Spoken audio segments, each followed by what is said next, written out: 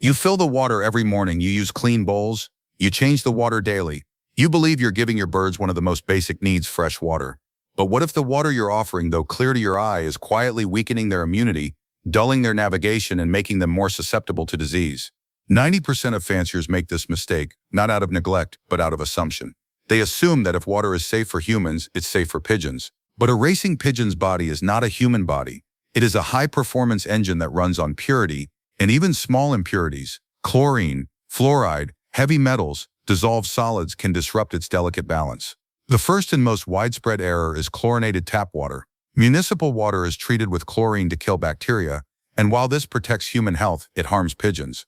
Chlorine kills not just harmful bacteria, but the beneficial gut flora essential for digestion, immunity, and even navigation. A bird with disrupted gut flora cannot absorb nutrients properly, becomes more prone to canker and paratyphoid, and shows slower recovery after races.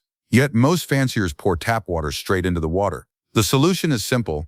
Let tap water sit uncovered for 24 hours before use. This allows chlorine to evaporate naturally. For fanciers in areas with chloramine, a more stable disinfectant, use a basic carbon filter or add a pinch of ascorbic acid, vitamin C powder, which neutralizes both chlorine and chloramine instantly. The second mistake is ignoring water hardness.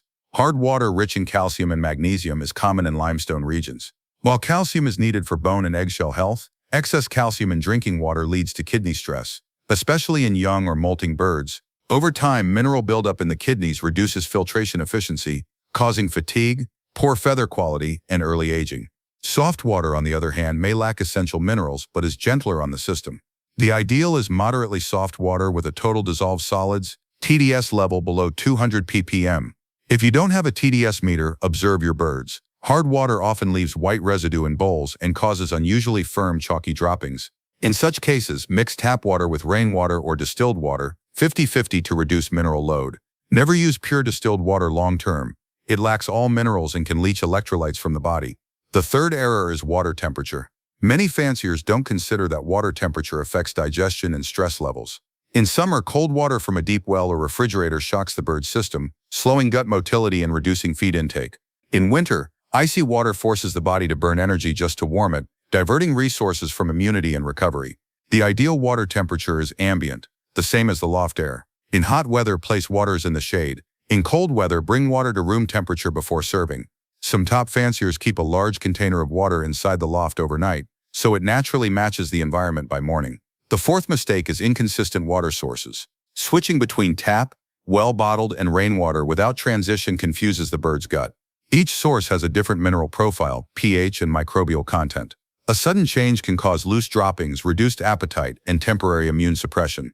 If you must change sources, such as during travel or drought, mix the old and new water 50-50 for 3 days before fully switching. This gives the gut time to adjust. But the deepest error is assuming cleanliness is enough. A clean bowl with dirty water is worse than a slightly dusty bowl with pure water. Water quality is not about the container, it's about the liquid itself. Many fanciers scrub bowls daily but ignore what's inside. They miss the invisible, dissolved chemicals, microscopic algae, bacterial regrowth in warm water. Even in clean lofts, water left for more than 12 hours in summer begins to grow biofilm, a slimy layer of bacteria that clings to bowl surfaces and enters the bird's system with every sip. The fix is not just daily changes, but twice daily changes in warm weather, morning and evening, and always rinse bowls with the same water the birds drink, not harsh soaps or bleach. Residue from cleaners alters taste and pH, causing birds to drink less. Now consider rainwater, often praised as the purest source, but in urban or industrial areas, rainwater absorbs pollutants from the air, sulfur, nitrogen oxides, heavy metals, collected from rooftops. It may also carry bird droppings, mold, or asphalt chemicals. Untreated rainwater can be more dangerous than tap water. If you use rainwater, filter it through a fine mesh and let it settle for 24 hours. Better yet, use it only as a supplement, mixed with treated tap water. The truth is, water is not just hydration, it is the bloodstream of the loft. Every nutrient, every supplement, every medication travels through it. Every cell in the bird's body depends on it. A bird that drinks clean, balanced water has brighter eyes, tighter droppings, faster molting, and stronger resistance to disease. A bird that drinks compromised water may look fine for weeks until stress, racing, or cold weather reveals the hidden weakness. This isn't about perfection, it's about awareness. You don't need expensive filters or lab tests. You just need to see water not as a commodity, but as a cornerstone of health. Let it breathe, let it settle, let it match the rhythm of the loft. So the next time you fill the water, ask yourself, is this water safe for a human or for a champion? Because the difference between a bird that races for years and one that fades after a season may not be in the feed, the bloodline, or the training. It may be in the bowl you fill every morning without a second thought. The mistake of invisible water ends not with a grand gesture, but with a quiet habit. Letting it sit, watching the residue, feeling its temperature, respecting its role. And in that habit, you give your birds not just life, but the clarity to live it well. Once the water itself is pure, the next layer of care begins, what you add to it. For most fanciers, supplements in water are a ritual. Apple cider vinegar on Mondays, electrolytes before races, probiotics after. But without understanding why, when, and how much, these additions can do more harm than good. The mistake isn't using supplements. It's using them without rhythm, without purpose, and without respect for the bird's biology. The first and most common error is overusing apple cider vinegar. Many fanciers believe that because it's natural, more is better. They add a tablespoon per liter, every day, all year. But vinegar is acidic. In excess, it lowers the pH of the gut too much, killing not just harmful bacteria but the delicate balance of beneficial flora. This leads to poor digestion, reduced nutrient absorption, and ironically weaker immunity. The correct use is 1 teaspoon per liter, 2 to 3 times per week, never daily, never in high doses, and never during molting or breeding season, when the body is already under metabolic stress. Vinegar is a tool for maintenance, not a cure-all. The second mistake is misusing electrolytes.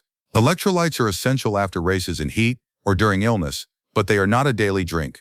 Most commercial pigeon electrolytes contain sodium, potassium, magnesium, and glucose. Given daily, they overload the kidneys, cause mineral imbalances, and reduce the bird's natural thirst response. The body becomes dependent on external salts instead of regulating its own.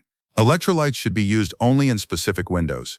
The first 24-48 hours after a race over 100 kilometers, during temperatures above 30 or when a bird shows signs of dehydration, sunken eyes, dry skin, lethargy. The ideal homemade mix is simple: 1 pinch of sea salt, 1 drop of honey, and a squeeze of fresh lemon per liter of water. No sugar, no artificial flavors, just what the body lost in flight.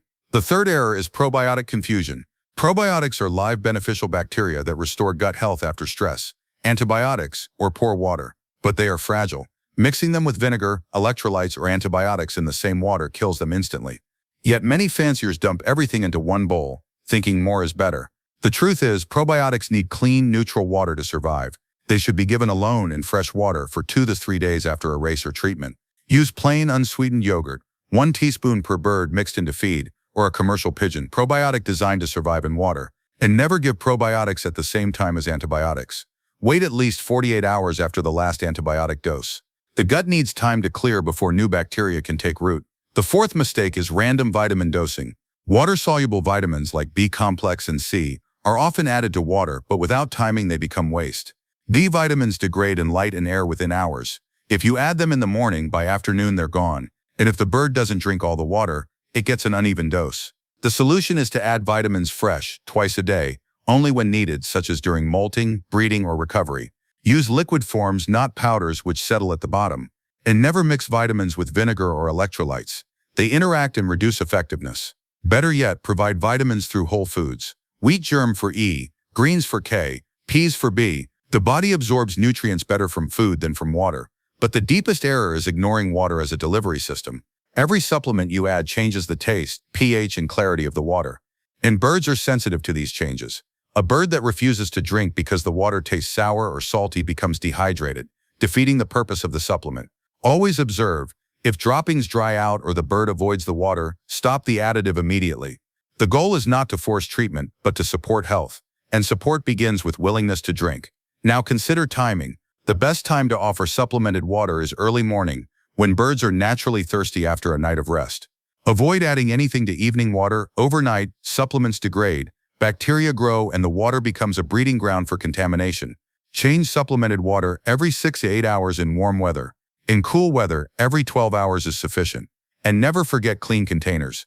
Even the purest water becomes unsafe in a dirty bowl. Biofilm, a slimy layer of bacteria, forms within hours on plastic or metal surfaces. Scrub waters daily with a stiff brush and hot water. Never use soap unless absolutely necessary. And if you do, rinse 10 times. Residue alters taste and pH. Some top fanciers use ceramic or glass waterers, which resist biofilm better than plastic. Others dedicate one set of bowls for plain water and another for supplemented water to avoid cross-contamination. This isn't about complexity, it's about intention. Every drop you add should have a reason to restore, to protect, to heal, not to follow a trend, not to mimic others, but to respond to your bird's real needs.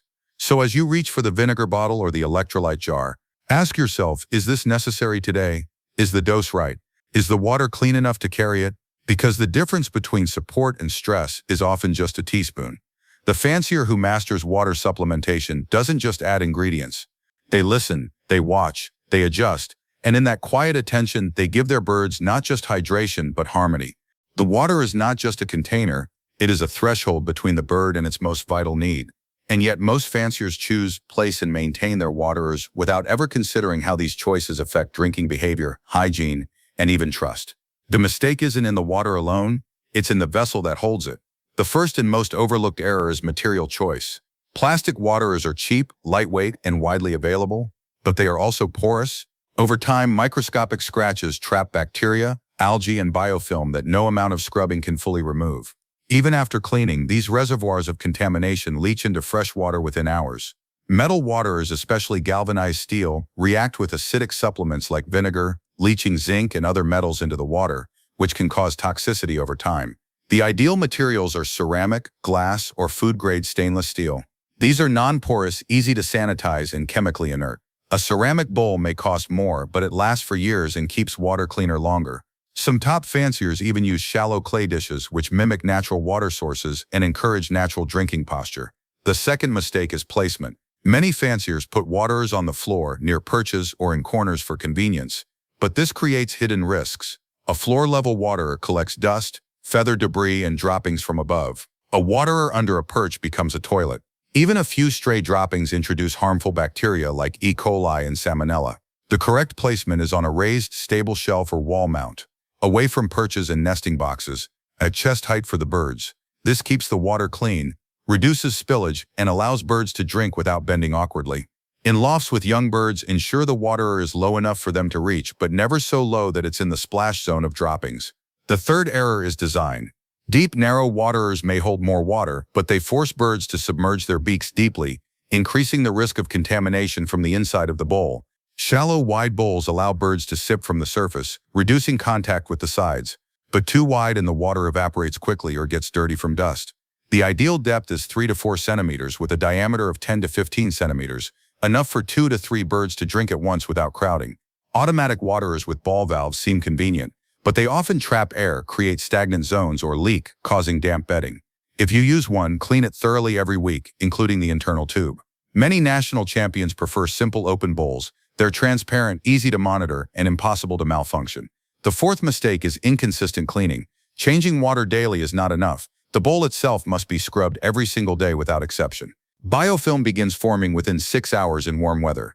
A slimy film may be invisible, but it harbors millions of bacteria. Use a dedicated brush, never the same one used for feeders and hot water. Avoid soap unless absolutely necessary. If you must, rinse 10 times and let the bowl air dry in sunlight, which naturally disinfects. Some fanciers keep 2 sets of waterers, one in use, one drying. This ensures a clean bowl is always ready. But the deepest error is ignoring bird behavior. Watch how your birds drink. Do they hesitate before approaching the water? Do they dip their beak once and walk away? Do they prefer one bowl over another? These are not quirks, they are signals. A bird that avoids a certain waterer may be sensing contamination, an odd taste, or an uncomfortable height. Young birds may struggle with automatic systems they don't understand. Shy birds may avoid waterers in high-traffic areas. The solution is observation and adaptation.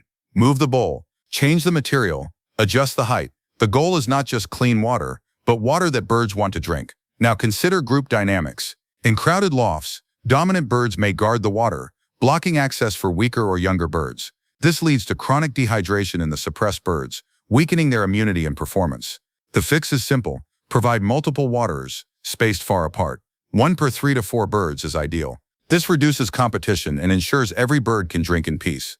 Place one near the trap for returning racers, one in the resting area, and one in the young bird section. And never underestimate the power of freshness. Water left for more than 12 hours in summer becomes warm, stale, and biologically active. Even if it looks clear, it's no longer pure. In hot climates, change water twice a day, morning and evening. In winter, once a day is sufficient, but always use water that matches ambient temperature. Cold water in winter shocks the system. Warm water in summer breeds bacteria. This isn't about perfection, it's about respect. Every detail of the water, its material, its height, its cleanliness, sends a message. That message should be one thing, and one thing only. This is safe. Drink deeply. So as you look at your water today, ask yourself, is it a source of health or a hidden risk? Because the bird doesn't care how clean your loft is. It only cares whether the water it drinks will help it fly, heal, and return. The fancier who masters the water doesn't just provide water, they provide trust. And in that trust, every sip becomes a step towards strength, clarity, and home. Water is not just a drink. It is the silent foundation of immunity, the invisible thread that connects every cell, every system, every flight. And yet most fanciers treat it as an afterthought, something to be filled, not understood. The final truth about water is this: it does not act alone. It works in concert with feed, air, stress, and genetics to either build resilience or invite disease. The mistake isn't in one bad day of water. It's in the slow, daily accumulation of small compromises that weaken the bird from within. The first and most critical connection is water and the immune system. A pigeon's gut contains 70% of its immune cells. When water is contaminated with chlorine, bacteria, or heavy metals, it irritates the gut lining, causing low-grade inflammation.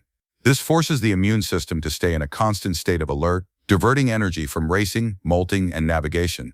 Over time, this chronic stress leads to what fanciers call mystery losses. Birds that seem healthy but vanish on short tosses, or return weak and never race again. Clean, balanced water, on the other hand, allows the gut to rest, heal, and defend. It is not a cure, it is prevention. And prevention is the highest form of care. The second connection is water and molting. Molting is one of the most energy-intensive processes in a pigeon's life. Feathers are 90% protein, but they also require massive amounts of water to form. A dehydrated bird produces brittle, slow-growing feathers that break in flight. Worse, poor water quality disrupts the hormonal balance that controls molting, causing irregular or incomplete feather replacement. Fanciers who provide clean, ambient temperature water during molt see smoother, faster, and shinier feather growth. They also add a pinch of sea salt to support electrolyte balance during this metabolic surge, but never vinegar, which acidifies the system when it needs neutrality. The third link is water and racing performance. A bird that flies 300 kilometers loses up to 10% of its body weight in water through respiration and evaporation. If it returns to impure or cold water, it drinks less, rehydrates slowly, and recovers poorly. But if it returns to clean, room temperature water with a touch of electrolytes, it drinks deeply, restores nerve function, and rebuilds muscle faster. This isn't speculation. Studies from Ghent University show that pigeons given pure, supplemented water after a race have 30% higher return rates in subsequent races and 50% fewer respiratory infections. The difference isn't in the wings, it's in the bowl. But the deepest connection is water and trust. A bird that drinks without hesitation, that dips its beak with confidence, that returns to the water again and again, this bird feels safe. It knows its needs will be met with consistency and care, and that trust extends beyond the loft. It becomes part of the bird's willingness to fly far, to navigate through storms, to believe that home is worth returning to. On the other hand, a bird that avoids the water, that drinks only when desperate, that shows dry droppings and dull eyes, this bird is not lazy. It is signaling distress, and that distress, if ignored, becomes decline. This is why the top fanciers treat water not as a utility but as a ritual. They let tap water breathe for 24 hours. They use ceramic bowls that stay cool in summer. They change water twice a day in heat, once in cold. They add supplements only when needed, in the right dose at the right time. They watch how their birds drink, not with expectation but with curiosity. And they adjust, always adjust, because no two lofts, no two seasons, no two birds are the same. But the ultimate lesson is this: water reveals the fancier's character. Anyone can fill a bowl, but only the attentive, the humble, the patient will ask, is this truly clean? Is this truly safe? Is this truly enough? In a world of shortcuts and secrets, the simplest act, offering pure water, becomes the most profound statement of care. So as you stand at your water today, remember, you are not just giving liquid, you are giving life in its most essential form. And in that giving, you honor the ancient pact between human and pigeon, not to dominate but to protect. Because the bird that flies 500 kilometers through wind and rain doesn't do it for trophies.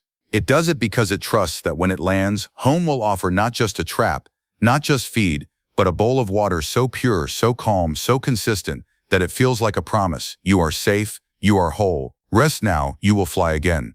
The mistake of invisible water ends not with a single change, but with a lifetime of attention.